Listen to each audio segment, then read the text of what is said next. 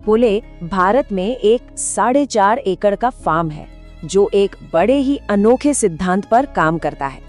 ये सिर्फ एक फार्म नहीं है, बल्कि ये एक ऐसा इकोसिस्टम है जहां सच में कुछ भी बेकार नहीं जाता। इस कहानी की शुरुआत किसी कॉर्पोरेट स्ट्रैटेजी से नहीं हुई, बल्कि एक आईटी प्रोफेशनल और उनकी पत्नी के जुनून से हुई थी। उनका असल मकसद पैसा कमाना था ही नहीं, बल्कि प्रकृति के साथ मिलकर एक दुनिया बनाना था। तो सवाल ये उठता है कि आखिर उन्होंने ये किया कैसे एक खाली जमीन को एक ऐसे मॉडल में बदल दिया जो पूरी तरह से सेल्फ सस्टेनिंग यानी आत्मनिर्भर है। चलिए इसी की गहराई में चलते हैं। तो ये सब शुरू हुआ जब इस फार्म के संस्थापकों ने अपनी बेटी की वेटरनरी की पढ़ाई में मदद करने का फैसला किया।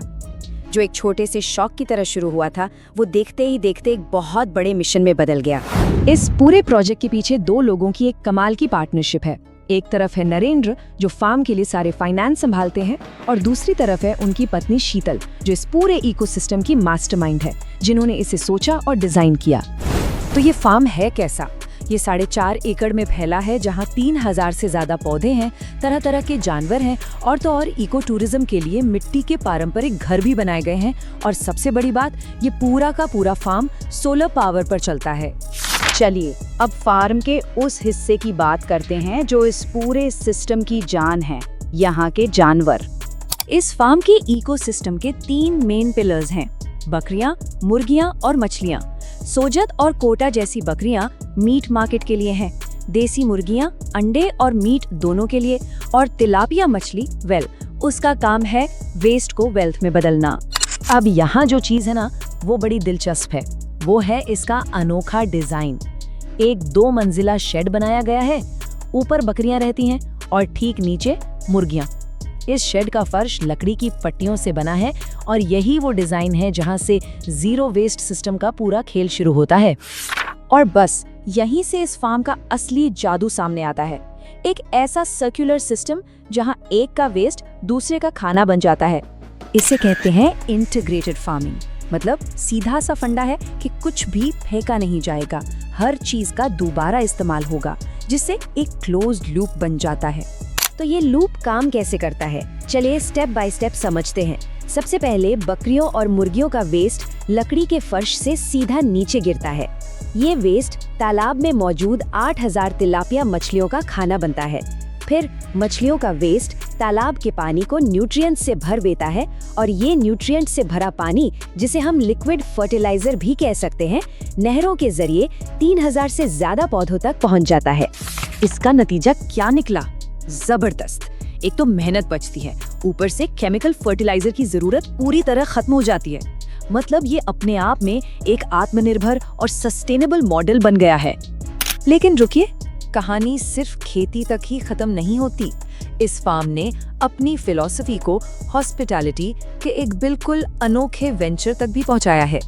यहाँ आने वाले मेहमानों के लिए 2 पारंपरिक मिट्टी के घर हैं, जिनमें सारी मॉडर्न सुविधाएं हैं।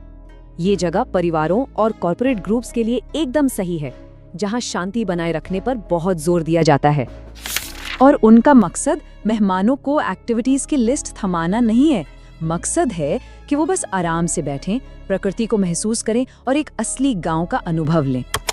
अब ये कहानी सुनने में तो बहुत अच्छी लगती है, लेकिन जरा हकीकत पर भी नजर डालते हैं।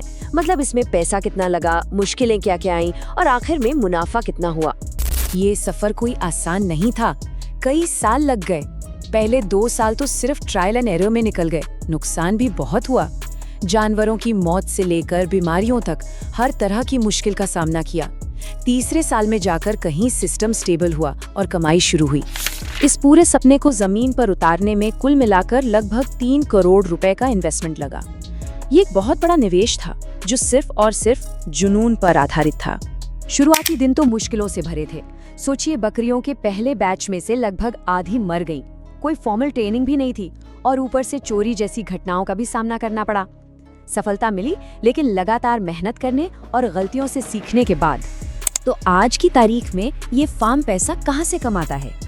बकरियों और मुर्गियों की बिक्री से, अंडों से और इको टूरिज्म से। ये सब मिलकर फार्म को आर्थिक रूप से मजबूत बनाते हैं।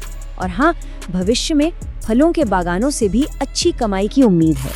और इन सभी स्रोतों को मिलाकर आज इस फार्म का सालाना रेवेन्यू है करीब 35 लाख रुपए।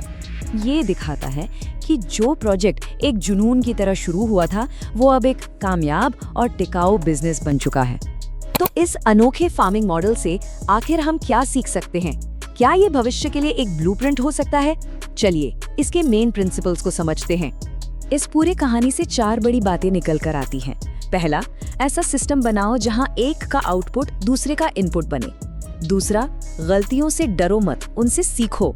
तीसरा, कमाई के लिए सिर्फ एक चीज पर निर्भर मत रहो। और सबसे जरूरी, अपने जुनून और लॉन्ग टर्म विजन पर भरोसा रखो।